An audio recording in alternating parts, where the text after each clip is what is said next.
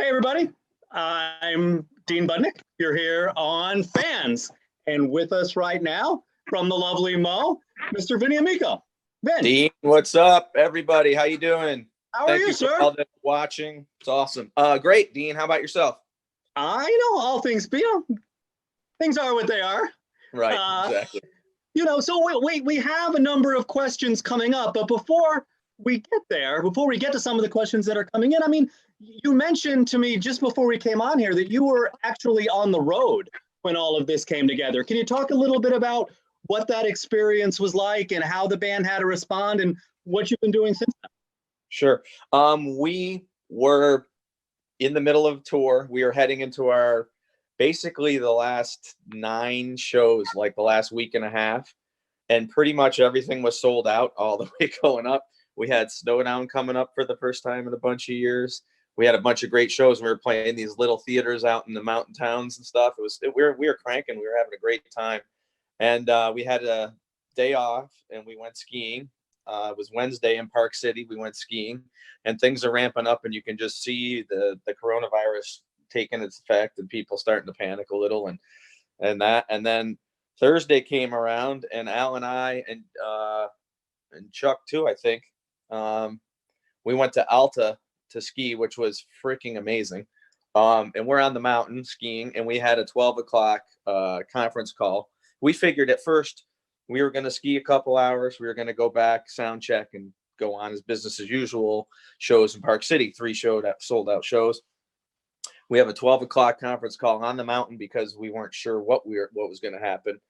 And we're talking, and we're like, well, what should we do? What are we going to do? What should we do? And we're all like, let's keep going.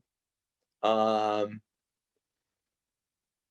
just got a text from Lindsay. I don't know what it said, but let's keep going until we get shut down, basically. And while we're on the call, I think Rob has news flashes going on his phone or whatever, and the news flash came across that Utah's governor said no gatherings over 100 people. And we're like, nah, that's it. So we shut that down, and then we're just like, we can't, shut these down and keep going. We just shut it all down. And then thank God, because look at what's up now, and we were early in the we were late, but we were early compared to, some other parts of the country and some other things that were going on. So, and then we came home, and, and then it's just, for musicians, it's not quite the same adjustment as for some other people, in that when we're off the road and we're home. That being said, we cut the tour short. That was an adjustment. We, bummed ourselves and a bunch of people out. That's kind of an adjustment. And then all of a sudden everybody's home, and nobody can do anything, and everybody's in the house, and everybody's in everybody's space. And then it's really just figuring out how to all live together and do stuff, and then keep busy, and then practice. I've been practicing a lot on, get my hands together pretty well. So hopefully I come out of this a better drummer. We'll see. And you have big kids you have big kids in the house, you? Yeah. Well, I have, so Marley's on her own. She's 22, has a real job. She lives in New York City, so she came home, and she's been home for almost a month, which is great. We got her out of the city before things really went south. And then she's with her boyfriend because they were together. And then Madison came home, and she's with her boyfriend, and so everybody's here. So it's figuring out where everybody can go and do their work and get shit done without bothering everybody. So. So, I have a couple of questions. I'll get to one of them, and then I want to talk about cooking. I saw you the other day doing some fine work. Oh, nice. How about this? A couple people wanted to know, or John M asks, what's your favorite venue and why? My favorite venue and why? My favorite venue probably, well, it doesn't exist anymore. Roseland Ballroom, I always loved. I think it was the best energy. We had some cranking shows at the Roseland, and then now, of course, it's a parking garage. But other than that, for me, we played at SPAC a couple times, which is my hometown dream venue that I would have ever gotten to play on as a kid, because I saw a lot of concerts there. and I have gotten to play there twice. So I really love that. Love Red Rocks. It's always awesome going to Red Rocks and playing there. The Tabernacle in Atlanta is always an amazing place to play. Killer energy, really great venue. There's others. The Beacon's awesome. Radio City's awesome. There's lots of great venues. It's tough to say. You go into a town one night and shoot, we could be playing in some, little theater somewhere. And if the vibe is great and we play really well, then it's a freaking great show. And it's like, that's my favorite. That's my favorite place, I think I think fans would appreciate that. I think that's the beauty of it, that, any given night you're getting that energy from the crowd, everything's hitting just right. And then It becomes your favorite venue. Like I think people think that's pretty awesome. I remember, by the way, speaking of Roseland, that you did a show with us at the Jammies one year. That was pretty cool. And I remember going to the benefit show that you had with like Danny Barnes, Butch Trucks. That was another one of my favorite Mo Roseland moments from over the years. I mean, the energy level in those shows was so high. I mean, we did, Mo used to do a couple night stands there around. I know we did some Thanksgiving. I think we may have played a Halloween show there, or maybe not. But anyway, and then we did. We did the benefit with Trey, the tsunami benefit. We did the benefit with Danny Barnes and Butch and Jeff Austin, God rest his soul. And those shows were so high energy and so much fun that, hard to beat them. Fair enough. Here, I like this. This question just came in. I really like this question. Somebody wants to know, how can we help your crew and Mo? Kevin C asked that, which is, I think, a great question on both scores. Like people who want to, these are difficult times for you and your crew. I think sometimes the crew is the thing that's sort of lost in all of this. People know who you are, but might not know who some of your crew members are. And this is really hurting them just as much, if not more, than some other people. So what can people do? A great question. There is if you're watching the streams, or if you're going to be watching at any time today, there is a number that flashes across the bottom, like a banner that has a place where you can donate to our crew.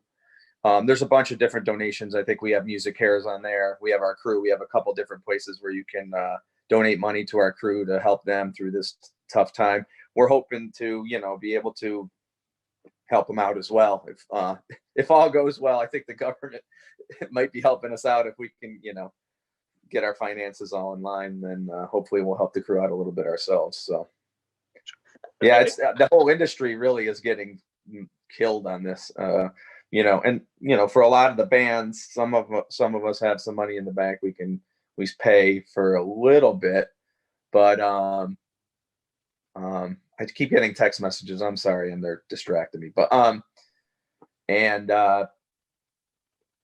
but all the crew people, all the people that work in the venues, even managers and promoters, like there's not a lot of money out there, so everybody's kind of hurting. So it's pretty all encompassing. I think some people don't have a sense of what goes into baking the cake or making the sausage. I don't know. Let's go with cake, not sausage. Sure. All of those people, and there's just so many. Oh, speaking of baking, though, I noticed, you and you're pretty well known for this. That you've historically you've shared some of your cooking skills with folks, and you continue to, you've been doing it live. Talk a little bit about that. People want to check you out, see what you do there. Well, people like my cooking better than my drumming, actually. We're doing this live lesson masters thing, and the only lesson I got so far is one for a cooking lesson. So that's interesting. No, I'm trying to do one a week where I do an Instagram or a Facebook Live thing, where I just cook. I do it, one of my recipes. Some of the stuff I've done on the show that I did on YouTube, but to do it live and to have fun is another thing. Plus I have other stuff. I'll cook other meals too, but I'm just trying to cook things that I would cook at home anyway. So you can watch them live. Usually this last one I did on Saturday, I'll try to do another one this Saturday. It usually on the Mo Facebook and Instagram. So I got to come up with something to make this week. And last week, actually, I guess you can do it where people can, it's almost like this where people can call in to the show, and Rob called in, and so we ended up BSing for about 20 minutes. I kind of lost track of the recipe, and he and I were just kicking it, and he was making chicken wings at home, smoking chicken wings on the grill, and I was making chicken riggies. So it was kind of funny. It was cool. I'm sure people appreciate it, sort of getting to hear the two of you going back and forth. Yeah. Here's one. What's your favorite studio material to play live? My favorite studio material to play live. That's tough. There's a lot of it. You know, I mean, I tend to like the newer stuff better because it's fresher. I really like playing like songs like Silver Sun is one of my faves to play. I love playing Opium. All the new stuff that we're coming out with soon. I really like playing it. It's pretty fresh. The songs are really great, and I really enjoy playing them. Well, since we have that segue, can you just, so people who might not be aware that there is a new Mo studio album in the not too distant future? Want to talk a little bit about that? Well, because of what's going on here, you know, usually even with most stuff getting released digital, there's a hard copy product and all that. So because nobody can go to a record store or pick, you know, we're not going to make a hard release yet, but we are going to release digitally an album hopefully within the next few weeks or a month or so. You know, we're just doing the finishing touches on it, getting it all together. So we're hoping to have that out within the next month or so, and then you'll be able to get a physical copy in the future. And we recorded quite a bit of stuff, so there'll be other stuff down the line pretty quickly. Do you know, you don't have to give away the track listing, but in terms of songs you've played out versus songs that maybe haven't made their way into the live setting yet, what's the? There's a couple of non-played songs, and there's a few of the songs that people have been seeing for about the last year. So it's a little of both. So, and more to come, and more to come on top of that. So, you know, hopefully we'll just continue to keep releasing stuff as we can, both new and some stuff that's been on the, you know, in the show for the last couple years. Fair enough. Here's another one. Somebody wanted to ask, and maybe it doesn't necessarily tee us up for what, you know, for the most set to come, but somebody wanted to know about your favorite festival. Maybe you have to exclude your own. Do you think from that? Is that cheating? what? Modown and Summer Camp are my favorite festival. No, Summer Camp I always love, and so same with Modown. But other than that, you know, the LOCKN festival is freaking killer. Every time we've played it, we've just had a blast. You know, I mean, we kind of had an unfortunate situation with Rob being sick the first time we played, or was that the second?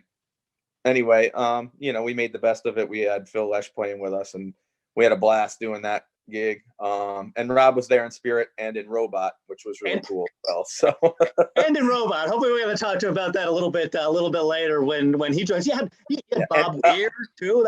That's pretty cool. Oh, sorry. We like. I always enjoy Peach Festival too. The energy there is great. We always end up having great sets, and that lineup is freaking killer usually too. So I'd say those two right now are some of my favorites that I enjoy, other than our own.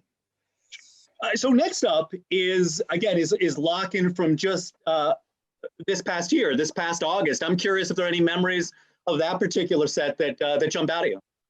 I remember as a whole the set having a lot of energy to it. And we had a sit-in with Marcus King, and that was the first time we ever played with him.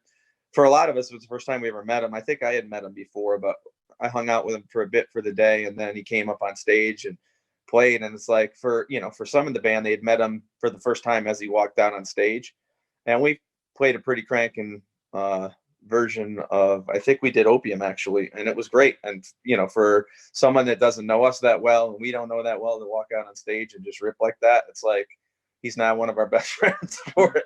But I remember that being a highlight, and just the overall energy, and I felt like we played really well that day. So I do remember it being a good show for us. Okay, how about one last one before we get back and head our way into LOCKN? Oh, first off though, somebody had some question about your cats. They're Hey, you want to? Hold on. Sure. Why not? I'm sitting. I have to be sequestered away from everybody else in the house because everybody's doing stuff. So I didn't want to bug. So I'm just sitting in my bedroom, and there's Ozzy, there's Bowie, and there's Otto. So I got them all with me right now. So I'm like the happy cat lady. Wait, where's Bowie? There he is. Can you see them all? Is everybody getting them? Probably making everybody dizzy by moving my phone around so much, but too bad I don't have a stand and whatever. Sorry, people. So Fair enough. How about this one? Someone had a question about making, how the band makes set lists, or maybe specifically, when it's your turn. Actually, why don't we step back, talk about the general process, how you divide that up, and then actually maybe specifically when it's your pass at a set list, how do you take that on? Okay. First off, we do it in alphabetical order by last name. So I go first, and then Rob's the next night, and then Chuck's the next night, and then Al's the next night. Jim skips. He doesn't love making the set lists, so he bowed out a couple years ago. So we just do it in alphabetical order. It's not really rocket science. The thing is, we all write a different set list, so every night is going to be a different vibe altogether, just by the way people perceive the, guys in the band that write the set list perceive the show going. So I do different combinations of songs, especially in jam wise, than other guys, because I'm not really all that concerned with the keys as much as the groove and how the show flows from beginning of set to end. And again, at the second set, whereas, Rob or Al or Chuck might just kind of base their segues on how keys work together and things like that. I don't. So, it's sometimes harder for the melody instrument guys to put my set list together because, it's like, how the hell are we going to get from this to that? These are modulations and half key changes and all this stuff. But feels good when grooving wise to get from point A to B, and a lot of times the flow of the jam works good that way, rather than putting stuff that has same keys or relative keys to get easily from A to B, but the grooves don't work and you got to slow down or speed up a bunch to get from point A to point B. That doesn't always make for the best, in my opinion, segue parts or improv parts, because you're thinking too much of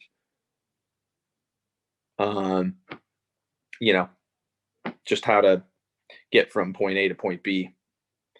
Sometimes is a little more difficult that way, I guess. Plus, honestly, F them if they can't take a joke. That'd be my attitude. No, F them if they have to work too hard to get there, right? Anyhow, sir, listen, Vin, thank you so much for hanging out with us. Thank you for having us. I mean, thank you for having me and us, and for the whole day. The fact that we get to do a full day of Mo. People kind of launch the fans.com thing. I mean, it was like this just kind of started happening, right?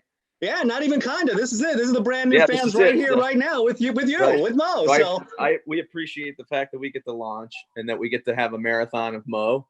And we were a little late, not late to the game, but it took us a couple weeks to get anything out there where people were kind of already doing stuff. So it's nice to have a full marathon, a full day of it, and to do interviews in between and just have a killer day of Mo, man. And thank you to you guys, Relix, and you, Dean, and to Peter and everybody that makes it happen. And Dan Healy, or Dan, did I say Dan? Sorry. John Healy. So Dan Healy was the Grateful Dead sound guy. I have the Grateful Dead in my head for some reason. He wasn't. John. We were talking about the dead earlier. Well, okay. Yeah. With that, we will get ready to jump ahead into the second feature in today's Mo Marathon. Coming up, we have last year's performance from LOCKN. Awesome. At Oak Ridge Estate in Arrington, Virginia on August 25th, 2019. Awesome, man. Thank you. Hey, I just have one other thing. Paul Satone just texted me, said, tell him about the next Vinny's Kitchen, which is coming up. He's releasing it. I didn't see when, but over the next couple of days, it's me and Rob Hauk, the drummer from Aqueous, doing a dish in my kitchen. It's awesome. We had a lot of fun doing it. So he just wanted me to mention that to you. Fair enough. Duly noted. Folks can check that out. And in a moment here, they can check out some more live Mo. Awesome.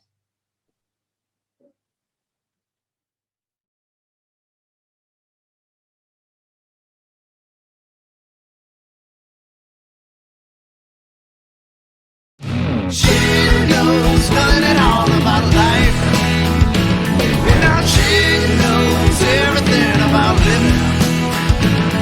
Oh, she knows nothing at all about life. And now she knows everything.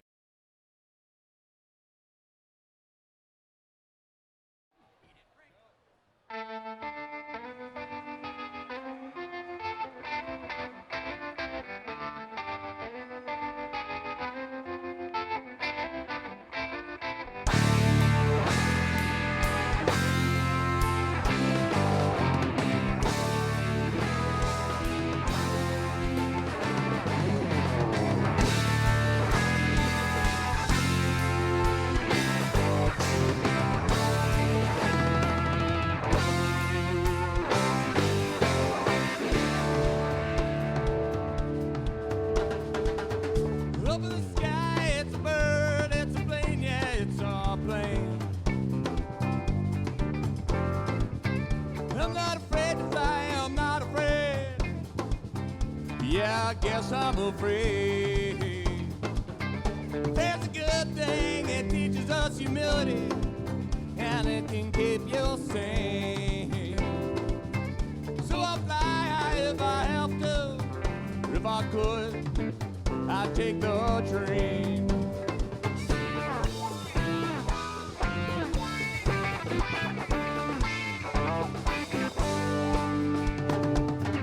Living away from home on the road all the time, all that time.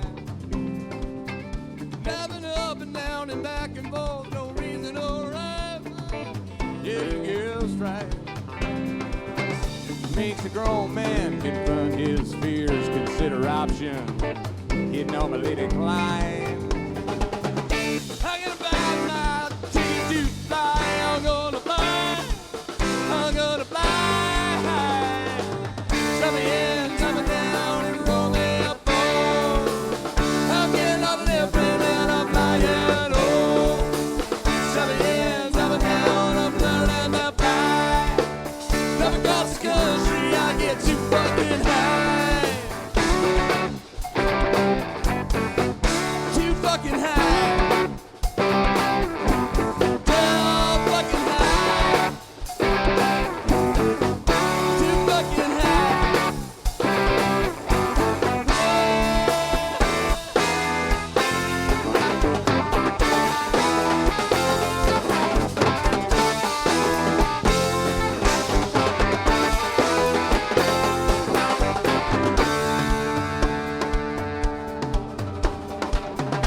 Yellow fly me so high, 20, 30,000. That's pretty high. When they take off my chest, sinks my ears, pop up, I lie. I think about the network news to torture myself and to pass the time. I hear tell that my seat cushion, it is a flotation device. And I pray to God they ain't lying. Shove me in, shove me down, and roll me up. I'm getting on an airplane and I'm flying home. Shove me in, shove me down, I'm learning to fly. Not across the country, I get too fucking high. Too fucking high. Yeah, fucking high. Too fucking high.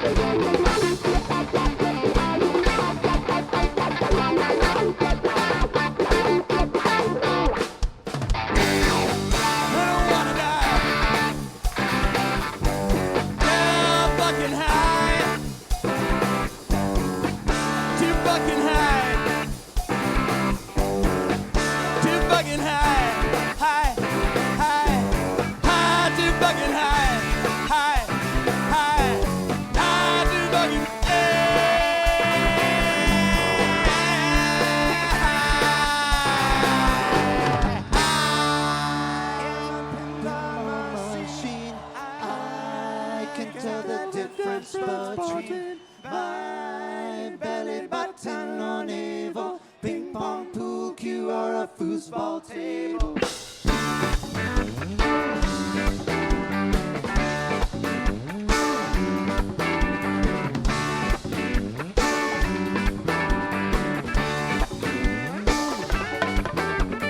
Why is it you ask me why I don't know the answer? Why is it you ask me why I don't know the answer?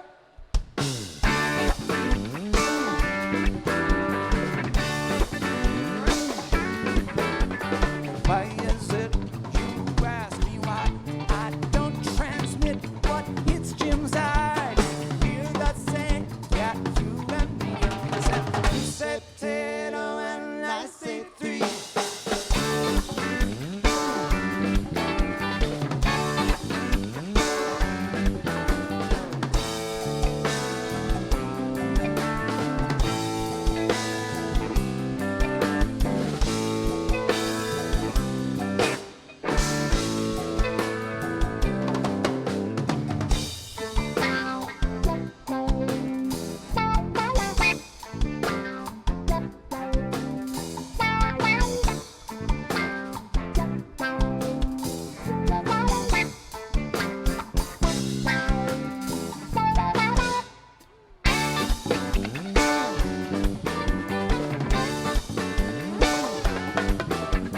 I'm thinking of what I'd rather be. Paramecia came pretty good to me. I'd be so small you could not see. I could still be your worst enemy.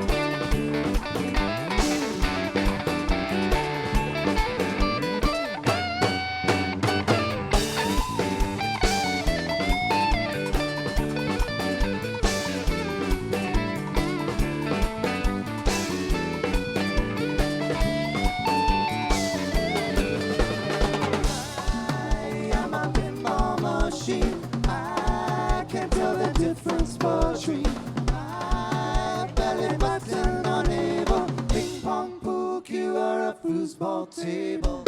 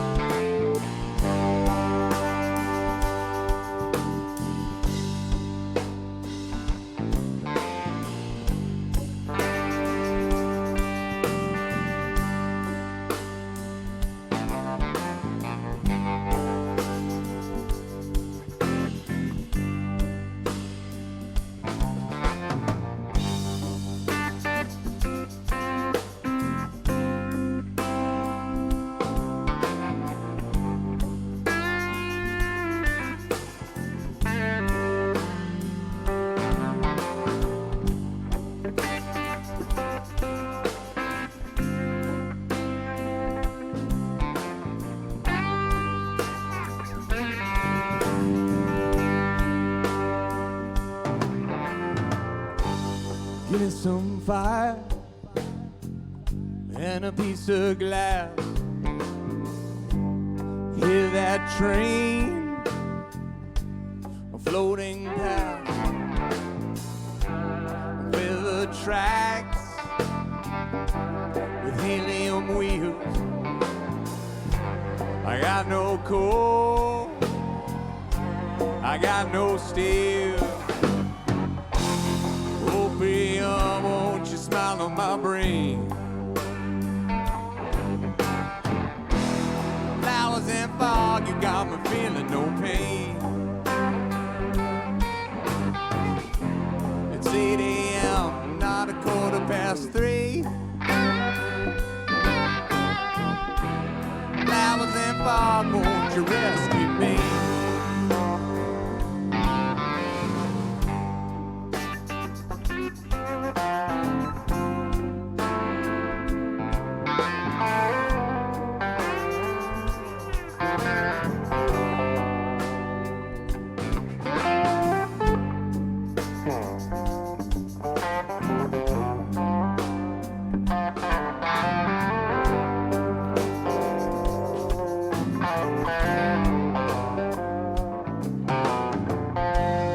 Deja vu all over again. Gonna be my pal, my bestest friend. Hear that train screaming past, out of control. Hand off the track. Opium, won't you smile in my brain? Flowers and fog, won't feel no pain. It's 8 a.m., not a 3:15. Flowers and fog, won't you rescue me?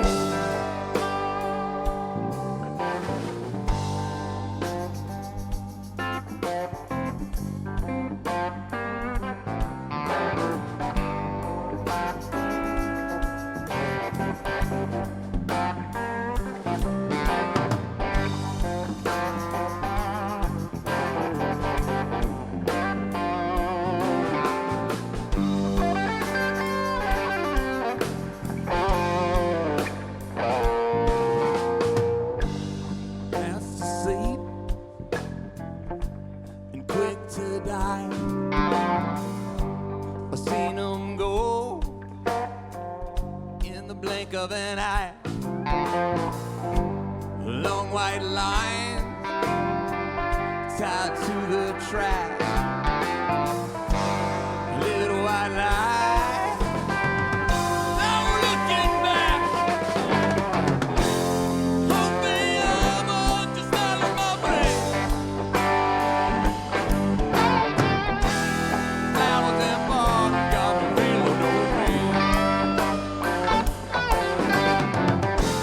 It's 8 a.m., not a 3:15.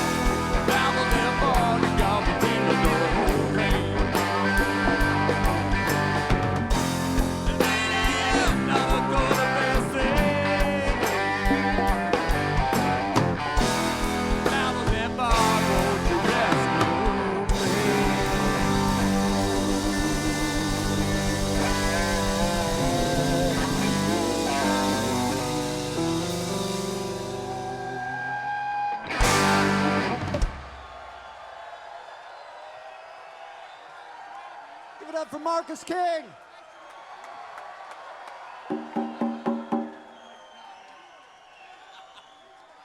Just met right this minute. My good friend, Marcus.